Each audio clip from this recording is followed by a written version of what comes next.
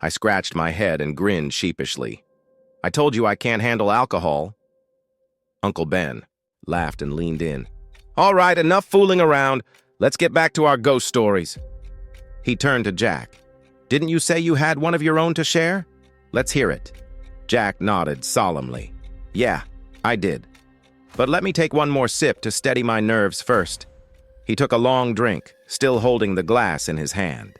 His grin faded, and his eyes grew distant, like he'd just drifted far into the past. I could tell from his expression. This was no made-up story. This was something that had really happened to him. He took a shaky breath, then began. You might not believe me, but everything I'm about to say is true. I know because I was the one who caused it. I was the one who brought the whole nightmare upon us. To this day, I still feel the guilt, and I still hate that thing with every fiber of my being.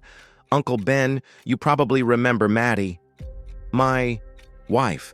After we got married, about a year later, we had our son, little Eli. I was over the moon. I told Maddie I was going to teach him everything I knew, even though, honestly, I barely knew anything myself. Jack let out a bitter laugh, then continued. When little Eli turned 3, I thought life would go on smoothly from there. But then, that damned day came.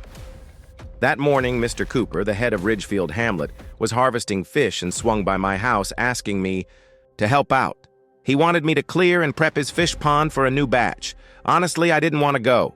You know how stingy and unpleasant that old bastard is, Uncle Ben. But when he promised to pay well, I figured, why not? So he gave me a ride on his rickety bicycle, and we crossed muddy trails and carried the bike across several soaked rice fields to reach his place. That was my first time ever going to Cooper's house. From a distance, it looked decent, well-built, tidy even.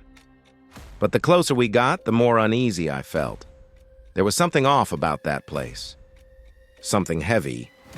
His pregnant wife, his second one, followed us out to the backyard. Mr. Cooper pointed toward the pond and said, There you go. I've already set up the cooler pump. Just drain the water, catch the fish, and scrape the mud. Clean for me. I've got to run to the market real quick. Back in a bit. I blinked and asked, Wait, I'm doing this alone? You didn't call anyone else to help? That pond's massive.